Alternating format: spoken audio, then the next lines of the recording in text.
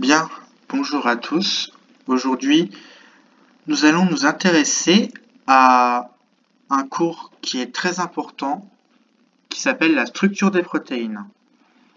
Alors, ça peut paraître un peu vague le sujet donné comme ceci, mais vraiment en biochimie des protéines, c'est vraiment la base de la base que je vais vous présenter.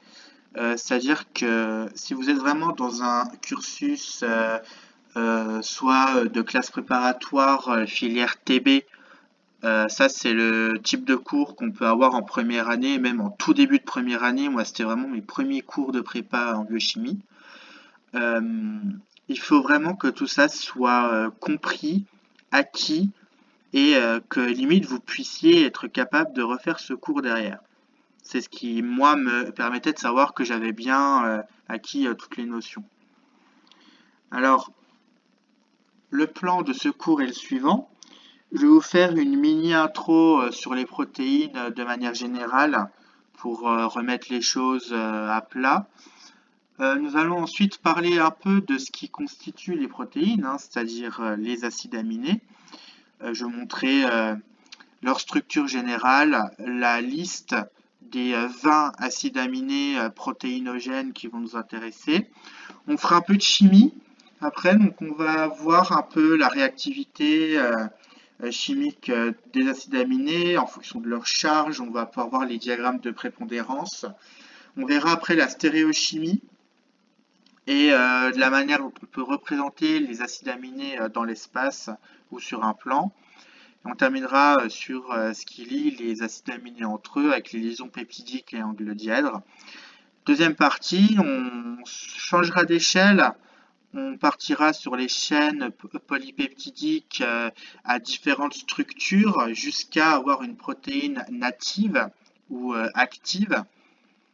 Et on finira par une ouverture sur le repliement des protéines en parlant de l'expérience Stone-Finsen. Au cours de ce cours, la plupart des figures seront faites par moi-même quand il n'y a pas de légende. Sinon, elles sont légendées comme sur l'image qu'il y a juste à côté, avec le lien que vous pourrez retrouver pour retrouver les images. Eh ben, on va pouvoir y aller.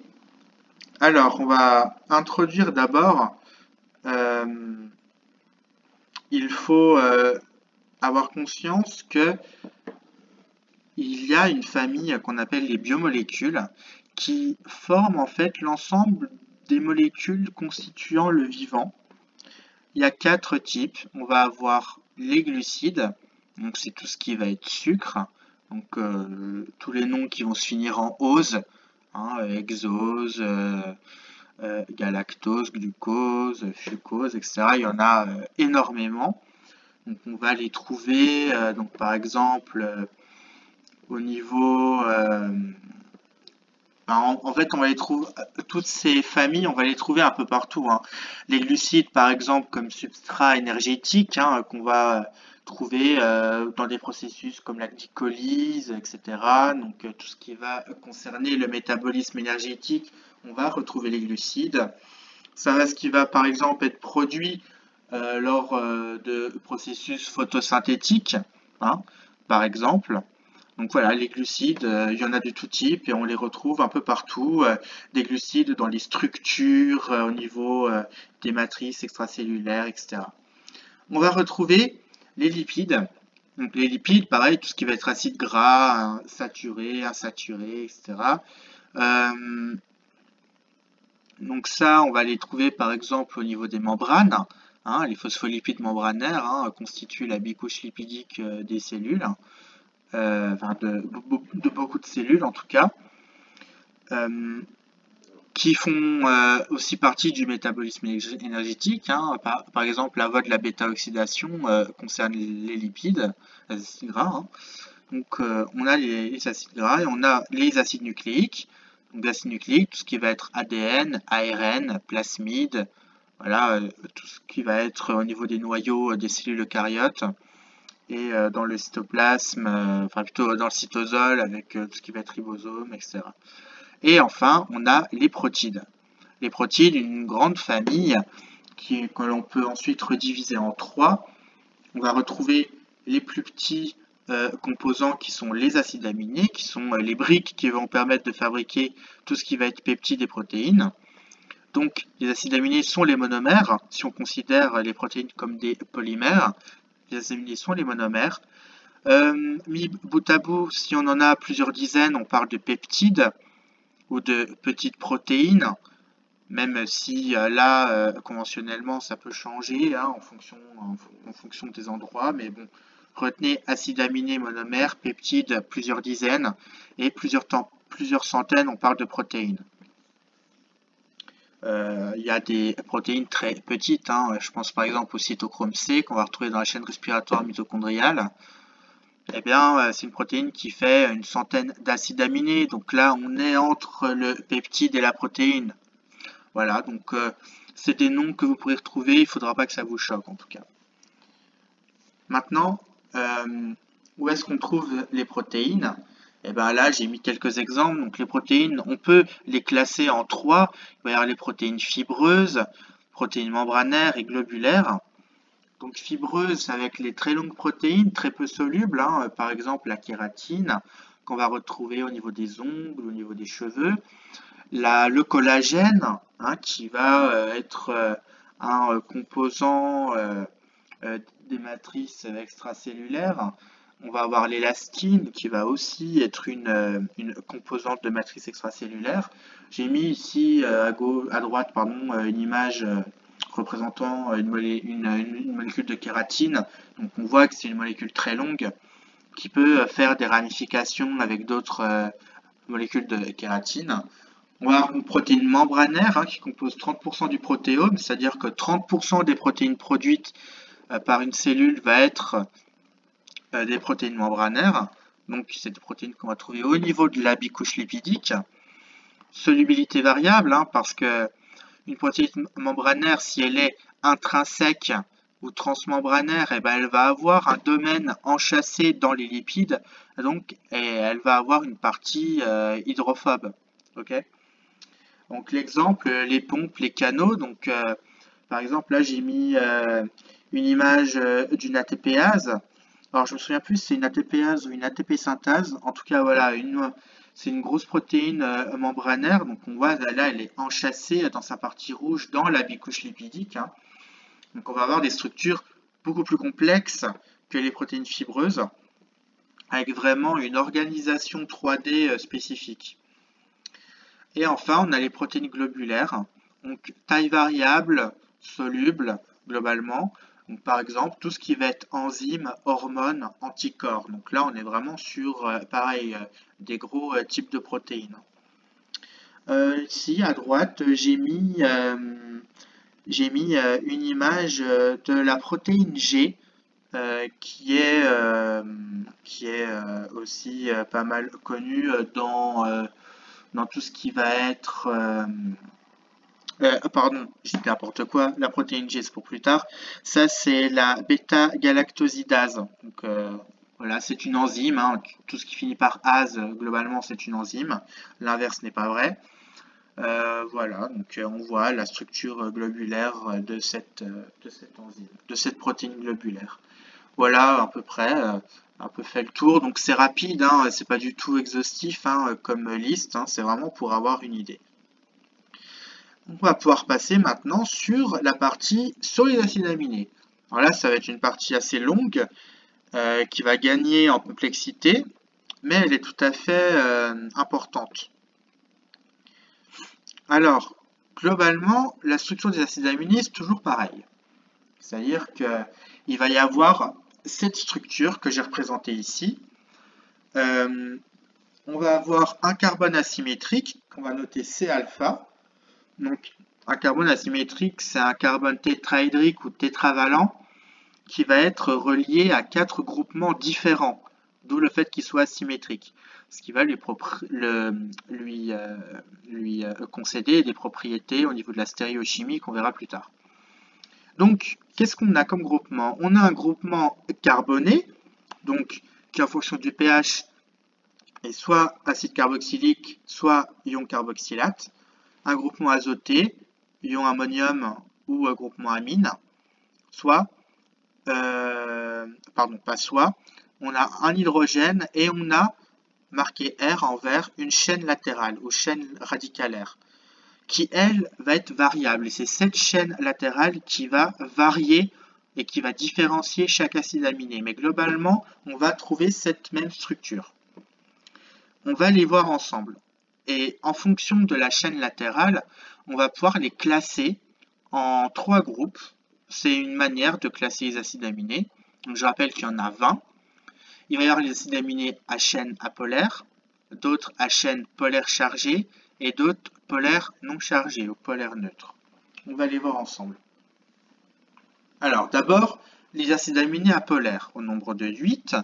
On va les voir rapidement et je vais vous décrire les spécificités quand il y en a. D'abord, avant de commencer, au niveau de la nomination des acides aminés, on va avoir 3 possibilités. Soit le nom entier, par exemple glycine, c'est le nom entier.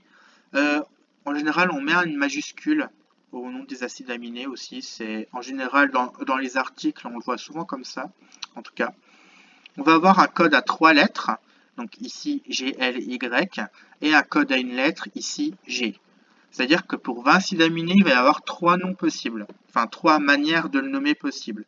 Ce qui fait en tout, mine de rien, 60 noms à apprendre, plus chaque formule à apprendre par cœur si vous êtes en prépa TB. C'est un bonheur. Moi, j'avoue que ça m'avait plutôt amusé de les apprendre par cœur. Et mine de rien, presque 5 ans après, je m'en souviens toujours. Soit, en tout cas, la glycine, acide aminé unique, pour une raison simple, c'est qu'il n'a pas de carbone asymétrique. C'est le seul. On voit qu'il est relié à 2 hydrogènes, ce qui lui confère donc un plan de symétrie, et donc il n'est pas asymétrique. Et ça aura une petite conséquence stéréochimique que nous verrons après. Ensuite, on a l'alanine, qui est une glycine, mais on a un groupement méthylé ici. La proline qui est un peu l'acide aminé emmerdeur, si j'ose parler ainsi. Particulier parce que le carbone asymétrique est intégré à la chaîne latérale sous forme de cycle, qui confère ici une charge un peu particulière au niveau de l'azote. C'est une protéine, un acide aminé qui va extrêmement mal s'intégrer dans les chaînes polypeptidiques. Donc chaîne polypeptidique, c'est les enchaînements d'acides aminés. On a la valine, la leucine, qui ont globalement la même structure avec un CH2 supplémentaire pour la leucine. L'isoleucine, donc avec cette chaîne-là. La méthionine, qui fait partie d'un des 2 acides aminés soufrés. On voit qu'il y a un atome de soufre ici, entre un CH2 et le CH3 en bout de chaîne. Et on a enfin la phénylalanine, qui fait partie des 3 acides aminés qu'on dit aromatiques, c'est-à-dire avec un cycle qui va absorber dans l'UV et qui va être très utile quand on va vouloir détecter les protéines par spectrophotométrie. Donc on voit qu'ils sont tout à fait apolaires, tous ces acides aminés, il n'y a rien d'exceptionnel dans leur chaîne latérale. Maintenant, les acides aminés polaires chargés. Au nombre de 5, il y a l'aspartate, glutamate, lysine, histidine et arginine. Alors, aspartate et glutamate, ils ont en particularité un groupement carboné supplémentaire, comme on le voit ici en bout de chaîne. Donc CO- ou COOH en fonction du pH, je ne reprécise pas à chaque fois. Donc en fonction du groupement, si c'est COH, on va plutôt parler de acide aspartique, et si c'est CO-, on va plutôt dire aspartate, globalement. On va avoir la lysine et l'arginine qui vont avoir un groupement azoté chargé supplémentaire, NH3+ ici et NH2+ ici pour l'arginine. Et on va avoir ensuite l'histidine, qui est un acide aminé qui va avoir une charge partielle qui va être plus ou moins là en fonction des gens. C'est un peu particulier pour l'histidine parce que tout le monde n'est pas vraiment d'accord là-dessus. Mon prof de biochimie en prépa à Strasbourg, il nous l'a appris comme en étant chargé, avec donc un troisième pK pour ce groupement-là. Et donc, je le présente ainsi. Et l'histidine, il a un noyau imidazole en tant que chaîne latérale. Ensuite, acide aminé non chargé, polaire non chargé. Donc on a la sérine, tréonine, donc tréonine qui est semblable à l'isoleucine avec un groupement alcool à la place du groupement méthylé. On a glutamine, asparagine qui ont la même structure avec un CH2 supplémentaire pour la glutamine. On a la cystéine qui est le deuxième acide aminé soufré. Donc lui, il a un groupement SH en condition réductrice et ça, c'est ce qu'on appelle un groupement thiol. Et le groupement thiol, en général, c'est ce qui pue dans les molécules. Quand vous avez le mot thiol, en général, c'est une molécule qui pue. Voilà, je vous le dis, vous le gardez pour vous. Et donc, ces groupements thiol, quand on est en condition oxydante, eh ben, forcément, le H va s'enlever. Enfin, le SH va devenir S avec une liaison qui va relier deux soufres de deux cystéines. Ça va former un pont entre deux soufres, ce qu'on appelle un pont disulfure. Intrachaîne ou interchaîne, okay, au sein de la même chaîne polypeptidique ou entre deux protéines différentes, enfin entre deux protéines isolées. Et enfin, les deux autres acides aminés aromatiques, on a la tyrosine, qui est une phénylalanine avec un groupement alcool en para, ici, c'est-à-dire en face, comme ça. Et le tryptophane, oui, donc essayez de genrer correctement la sérine, la tréonine, la tyrosine, le tryptophane, la cystéine, l'asparagine, la glutamine. Et voilà, donc là c'est le plus gros acide aminé, et avec toujours son cycle ici, un double cycle même. Et alors, en fait, la tyrosine et le tryptophane, grâce à leur cycle, vont pouvoir absorber à 280 nanomètres. La phénylalanine aussi, mais beaucoup moins. C'est surtout le tryptophane qui va énormément absorber. Et ça, si vous faites une mesure spectrophotométrique à 280, vous pourrez voir la présence de protéines dans votre échantillon, à condition qu'il y ait un de ces trois acides aminés dans la chaîne, ce qui est fortement probable. Quand même, sur plusieurs centaines d'acides aminés, s'il y en a 3 sur les 20 proposés, je pense que globalement, presque toutes les protéines ont ces trois acides aminés-là. Alors voilà, on a vu ces 20 acides aminés. Donc rien de bien sorcier, juste voilà, faut les garder en tête, ça peut nous servir. Au niveau de la réactivité chimique de ces acides aminés, on a, comme je disais, un groupement carboné. Donc ici, un groupement carboxylate, on va avoir en fait un groupement qui va être stabilisé par résonance. En fait, on va avoir les doublets non liants qui vont se balader entre les deux oxygènes. Et on va donc avoir une distribution globale de la charge négative entre les deux oxygènes.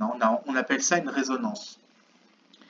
Et en fait, ça lui confère le fait d'être peu réactif et ça va nécessiter d'être activé pour les réactions de synthèse protéique in vivo et in vitro, par exemple. A contrario, on va avoir le groupement amine qui, lui, va être fortement réactif grâce à son doublet non liant, c'est un nucléophile. Et voilà, donc synthèse protéine et sites de dérivation. Donc c'est ces deux groupements-là qui sont importants lors des réactions entre acides aminés. Maintenant, je vous ai parlé des pH au niveau de la charge des acides aminés. Il y a un pKa pour le groupement carboné et un pKa pour le groupement azoté. En fonction du pH, on va avoir une charge différente. Si le pH est inférieur au pK du groupement carboné, il va être sous forme acide, COOH, et s'il est au-dessus, il va être sous forme basique. En général, le pKa du groupement carboné de tous les acides aminés est aux alentours de 2,5. Et je rappelle que ce pKa peut varier quelque peu en fonction de l'acide aminé. Dans tous les cas, un pKa acide. A contrario, si le pH est inférieur au pK du groupement azoté, il sera sous forme acide avec l'ion ammonium, NH3+, sinon il sera sous forme basique, NH2. Et en général, ce pK est aux alentours de 9,5 et il va être plutôt donc basique.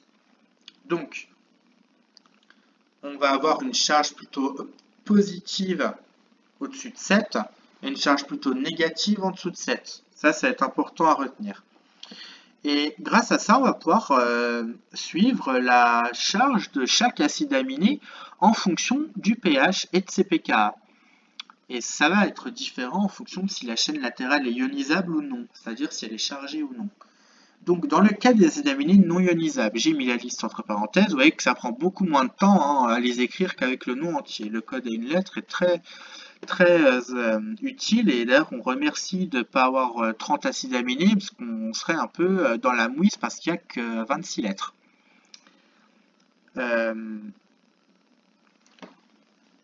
Ici j'ai mis les pKa des deux groupements de la glycine, donc 2,4 et 9,7. Donc si le pH est inférieur à 2,4, le groupement carboné va être sous forme acide, donc COOH. Et comme on est aussi en dessous du pK du groupement azoté, on va être sous forme acide NH3+. Globalement, l'acide aminé est chargé positivement avec le NH3+. On saute le pK 2,4. Le groupement azoté ne bouge pas, mais le groupement carboné va être déprotoné et on va avoir l'ion carboxylate. On a une charge positive, une charge négative, donc on a l'acide aminé qui est chargé neutre, qui est pas chargé, qui est neutre. Et ça porte un nom, on appelle ça un zwitterion, ou sous forme zwitterionique, c'est un mot allemand. On parle d'amphion aussi, mais c'est moins utilisé pour raison évidente de fourrir dans les salles de classe. J'étais le premier à rire, donc je ne vais pas faire de morale. Donc zwitterion. Et quand on passe le pKa du groupement azoté, on a déprotonation du groupement ammonium avec NH2 et on se retrouve avec un acide aminé chargé négativement par la charge de l'ion carboxylate. Donc un acide aminé, avec le gradient de pH, va passer de positif à neutre à négatif. Et ça, c'est vrai pour tous les acides aminés. Parce que le pK carboné va être dans ces alentours-là et azoté dans ces alentours-là. Donc je rappelle, zwitterion est un composé neutre possédant en nombre égal des charges électriques formelles d'une unité et de signes opposés. Donc c'est bien ce que je vous expliquais. Et ça, vous pouvez le faire avec tous les acides aminés. Maintenant, si on a un acide aminé ionisable, là on a 3 pKa plus 2 parce qu'il y a le pKa qui se rajoute. Le pKa de la chaîne latérale qui est chargé va se rajouter. Donc ici on va avoir un NH3 plus NH2 supplémentaire, donc un autre pKa aux alentours de 9, donc ici il est à 10,5. Donc là on a bien 3 pKa. Les deux premiers c'est toujours les mêmes, celui du groupement carboné et azoté du carbone asymétrique. On appelle ça du squelette peptidique. Le squelette peptidique c'est ça. Et on a le dernier pKa qui va être le troisième groupement. Donc on voit ensemble, au début c'est toujours pareil, on saute le premier pKa, on a la forme basique ici avec la charge négative. Donc avant on est toujours chargé positivement 2 fois même. Ici on est chargé positivement plus qu'une fois parce que ça s'annule ici, il nous reste ce groupement là. Donc on est toujours chargé positivement. Au-dessus de 9, on passe à la forme basique ici. On perd une charge positive, donc c'est ici qu'on va avoir la forme neutre. On a le positif en bas, le négatif en haut. Le zwitterion est entre 9 et 10,5. Et au-dessus de 10,5, le deuxième groupement amine va se déprotoner et on va avoir notre acide aminé sous sa forme négative. On parle aussi de sa forme basique ou acide. Il y a plusieurs noms. Donc ça c'est pareil pour l'histidine et pour l'arginine. Pour le glutamate et l'aspartate, on aura un deuxième pKa à ce niveau-là, et donc on aura la forme zwitterionique à cet endroit-là aussi, comme avant. Mais ça revient exactement au même. Donc voilà comment la charge des acides aminés va varier, et ça on peut l'extrapoler aux protéines en elles-mêmes. Parce que si vous avez, admettons, une protéine avec avec en majorité des acides aminés non ionisables, eh ben, on sait qu'en dessous de 7, elles vont être chargées globalement positivement et au-dessus plutôt chargées négativement. Vous voyez? Et ça change en fonction de la répartition des acides aminés. Maintenant, dernière chose, ça va être le point isoélectrique. Le point isoélectrique, c'est une constante qui est importante, enfin une grandeur qui est importante, correspond au pH théorique pour lequel une molécule, donc ici un acide aminé, une protéine, aura une charge nulle. Il est à différencier du pH expérimental qui va s'appeler le pHI. Donc on différencie le pH théorique et le pH expérimental qui va forcément être différent. Dans tous les cas, pour les acides aminés non ionisables, ça va être la moyenne des deux pKa. Donc ça, c'est pas compliqué. Et par exemple, pour la glycine, nos deux pKa étaient 2,5 et 9,7 et donc le point isoélectrique est à 6,05. Les acides aminés ionisables ont fait la moyenne des pKa qui encadrent la forme zwitterionique. Donc la lysine c'est entre 9 et 10,5, donc on fait la moyenne de ces deux valeurs qu'on a ici. Le point isoélectrique va surtout être important au niveau des protéines, parce que c'est cette valeur qui va nous permettre de savoir à quel pH va correspondre quelle charge de la protéine. Par exemple, le cytochrome C, il a un point isoélectrique à peu près à 9,5. Ça veut dire que dans un pH inférieur, il va être chargé positivement et supérieur, il va être chargé négativement, le cytochrome. Et ça, c'est très important dans les processus d'extraction et de purification de protéines. Le pH, c'est presque ce qui va être le plus important. Parce que de la charge va découler toutes les méthodes qui vont être employées.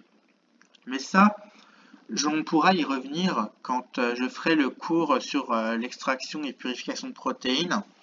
Et je pourrais même faire une vidéo express sur un cas concret que j'ai fait à l'école où j'ai justement purifié le cytochrome C de Saccharomyces cerevisiae. Alors maintenant, on va faire un peu de stéréochimie. Alors là, il va y avoir pas mal de définitions, donc je m'en excuse par avance, mais malheureusement, là, j'ai pas trop le choix et c'est, disons que illustrer, ça aurait été lourd. Donc, j'ai décidé de faire ça comme ça, mais vous inquiétez pas, on va aller doucement.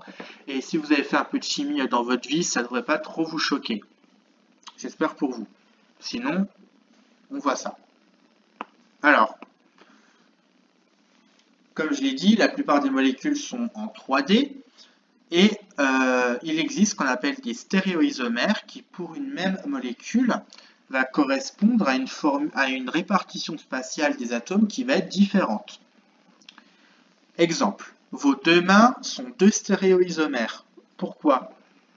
Parce que elles sont constituées du même nombre de doigts, ok, mais ils ne sont pas disposés au même endroit. Vous voyez, le pouce c'est de l'autre côté. Donc, vos deux mains ne sont pas superposables quand vous les mettez du même côté. Ok? Donc, vos mains sont deux stéréoisomères. Si on les regarde de ce point de vue-là.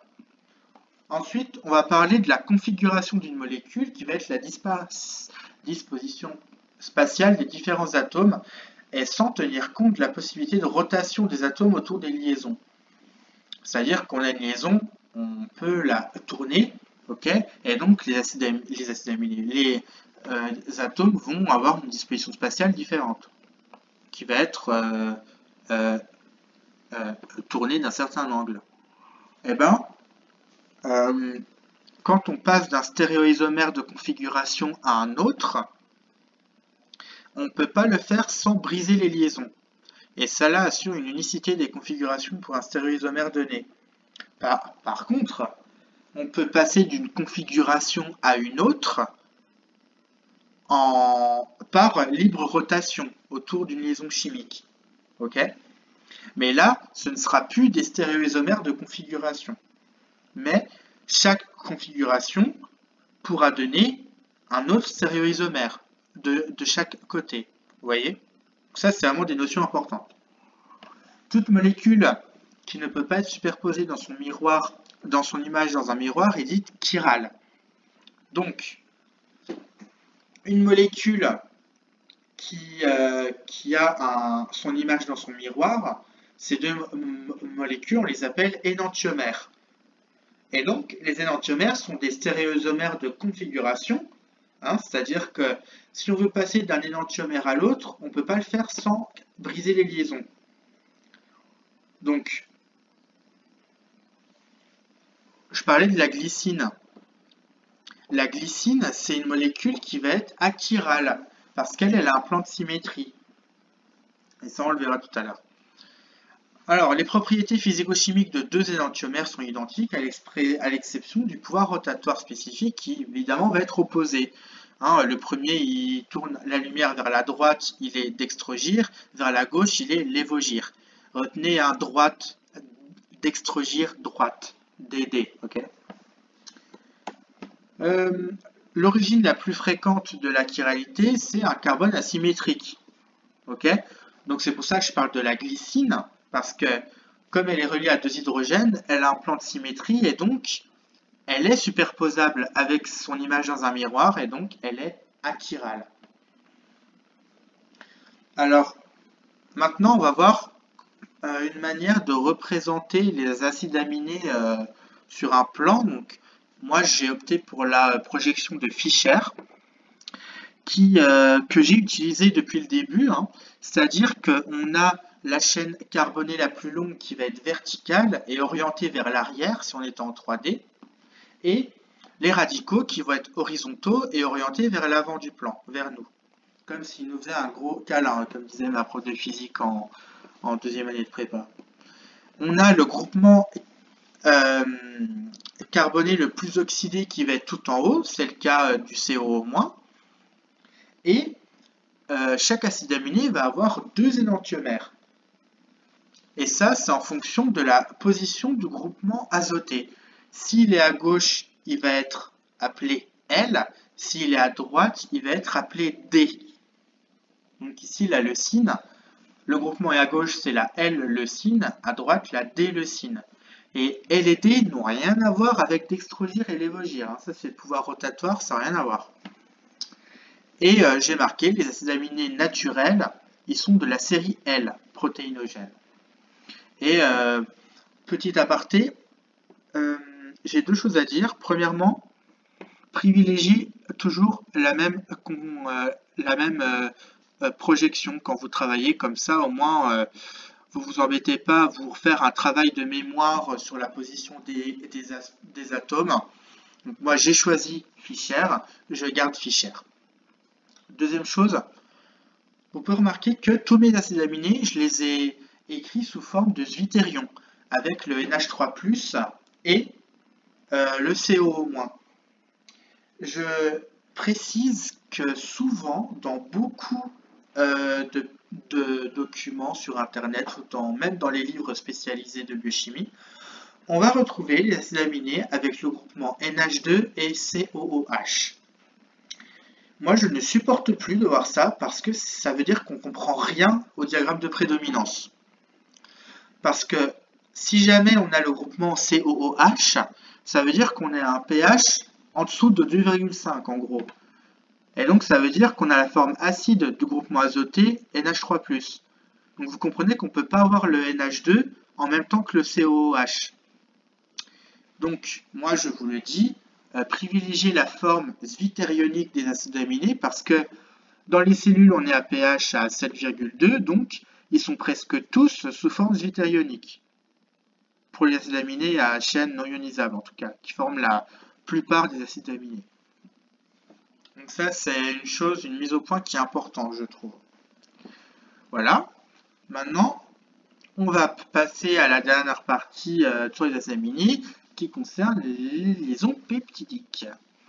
Donc c'est une liaison covalente qui va relier deux acides aminés. Hein. Ici j'ai une réaction entre deux sérines.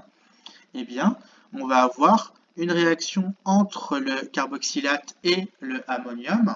Et ça va donner une liaison covalente entre le carbone et l'azote avec la perte d'une molécule d'eau. Hein, on perd 2 hydrogènes et un oxygène. Cette liaison est une liaison qu'on appelle amine substituée et qui va être considérée comme étant une double liaison. C'est-à-dire que ça forme un plan, comme on peut le voir ici. On a une planéité de la liaison peptidique. Et il faut bien imaginer qu'on a une liaison peptidique ici, une liaison peptidique ici, si ça continue de chaque côté. Et donc le carbone alpha, il va se trouver entre chaque plan de la liaison peptidique.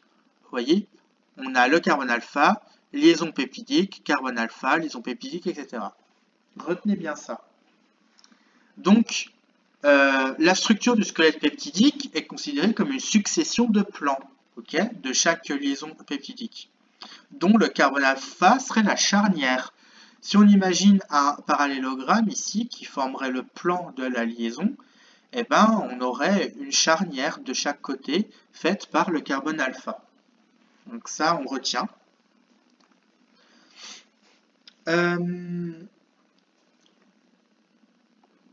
Et donc, comme la liaison peptidique est considérée comme une liaison double, elle a une conformation cis ou une conformation trans, comme les alcènes. Ça veut dire quoi? Ça veut dire que ça va concerner les chaînes latérales qu'on va retrouver au niveau de la charnière, donc au niveau du C-alpha. La chaîne latérale est en rose ici, en R. Si les chaînes latérales sont des deux côtés, enfin sont de part et d'autre de la liaison, du plan de la liaison peptidique qui est ici, eh ben, elle va être de conformation trans. Et si c'est du même côté de la liaison, de ce plan-là, ça va être conformation cis. Il est important de savoir que thermodynamiquement, la conformation trans est plus stable que la cis parce que, d'ailleurs, j'ai pas mis en italique le trans et le cis, ça c'est pas bien. Enfin bref. Parce que la conformation cis, on a les chaînes latérales qui se touchent presque, et ça c'est ce qu'on appelle des gènes stériques. Et thermodynamiquement, c'est pas du tout viable ni stable. Donc la conformation trans sera privilégiée dans les chaînes polypeptidiques. À l'exception de la proline. Je vous ai dit que la proline faisait chier, encore une fois. La liaison qui va précéder une proline va être de conformation cis dans plus de 20% des cas, parce que son cycle va être proche de la chaîne latérale de l'acide aminé qu'il y a juste avant. Et donc la cis est privilégiée. Et il y a une enzyme qui existe spécifiquement pour changer la conformation de cette liaison, et ce nom c'est la peptidyl-prolyl 6-trans-isomérase. Vous voyez, la proline nous emmerde tellement qu'il y a même une enzyme qui est là exprès pour changer la conformation de la liaison peptidique qui la précède. Voilà. Donc, ça c'est une première chose.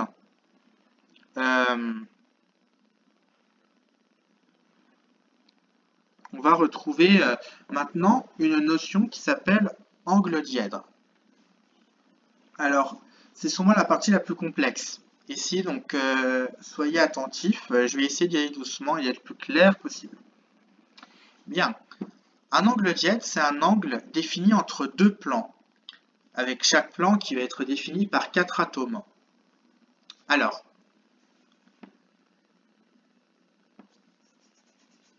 on va avoir ici les angles psi, phi et oméga. Si jamais on prend un carbone alpha ici, donc une charnière entre deux plans de deux liaisons peptidiques, comme on peut voir ici. La liaison peptidique est juste là, et elle est juste là. Et donc on a le plan qui est autour, de chaque côté, avec la charnière par le carbone alpha. On va avoir les deux plans qui vont pouvoir avoir un certain angle l'un par rapport à l'autre. Et donc, on va avoir un angle psi qui va être ici et un angle phi qui va être ici. On a l'angle oméga qui est l'angle de la liaison peptidique, mais on ne l'utilise pas, mais je vous le mets pour information. Et donc, chaque angle va être défini par 4 atomes. C'est-à-dire qu'il va y avoir les deux atomes de la liaison qui va concerner l'angle, et un atome avant et un atome après, pour avoir les deux substrats qui vont nous intéresser. Ici, donc pour l'angle phi, on va avoir le carbone prime, qui est le carbone de la liaison peptidique, donc C', N, C alpha, C'. Pour l'angle psi, ça va être N, C alpha, C', N. Et celui de la liaison peptidique, ça va être C alpha, C', N, C alpha. Maintenant, on va voir ce que c'est concrètement un angle dièdre et comment est-ce qu'on le détermine avec ces quatre atomes-là. Alors, là, soyez concentrés. Donc, on a ici la liaison entre le substrat B et C, autour duquel on va avoir l'angle. Ok ? On a le substrat qui a avant, le A, et le substrat qui a après, qui est le D. Le A qui est relié à B, le D qui est relié à C. Il faut regarder la liaison de ce côté-là, orientée vers la droite ici. En direction de B, on veut avoir le substrat B devant nos yeux. Donc on va faire tourner le plan comme ceci. La liaison C, enfin le composé C et D, ils vont être derrière, ils vont être loin derrière. Et le B va être juste devant et on va chercher à éclipser le B devant le C, comme on peut le voir ici, dans les deux cas. On va garder la liaison CD droite devant. Et là, on regarde. Si la liaison AB va être décalée vers la gauche, dans le sens anti-horaire, on va avoir un angle dièdre négatif. Si jamais il est tourné dans le sens horaire, vers la droite, ça va être un angle dièdre positif. Donc en fait, l'angle dièdre se calcule, enfin se détermine à partir du substrat D et A. Vous voyez, parce que c'est vraiment ces deux-là qui vont nous permettre de savoir dans quel sens tournent les liaisons. Donc c'est pour ça qu'on a besoin de 4 atomes. Les deux substrats reliés à la liaison qui nous sert à partir de laquelle on fait l'observation. Et donc l'angle dièdre va être compris entre moins 180 et 180 degrés. Et si jamais la liaison AB va éclipser la liaison DC en restant droite ici au milieu, l'angle dièdre va être nul. Si jamais je reprends mon schéma de juste avant, si jamais on considère ce plan comme ceci, si on considère que c'est vraiment un plan plat, et qu'on prend l'angle dièdre phi ici, donc on se met dans le cas de voir le N qui va éclipser le C alpha, on garde la liaison qui est ici droite, verticale, avec le C et le C alpha qui va être vertical, et le substrat C qui va être en fait orienté en anti-parallèle. Enfin, pas en anti-parallèle, il va être orienté en fait vers le bas, et donc on va avoir un angle ici de 180 degrés. Bon là, effectivement, on ne peut pas savoir si c'est moins ou plus, mais on aurait 180 degrés ici, vu qu'on est sur un plan plat. Vous voyez? Pareil de ce côté-là. Mais il faut bien imaginer que chaque plan va pouvoir être orienté différemment. J'espère que ça a été clair. C'est pas du tout évident à expliquer sans faire les mimes avec mes mains, entre guillemets. Mais bon, en tout cas, voilà, c'est sûrement la notion la plus compliquée, mais quand on y prend un peu de temps, c'est largement compréhensible.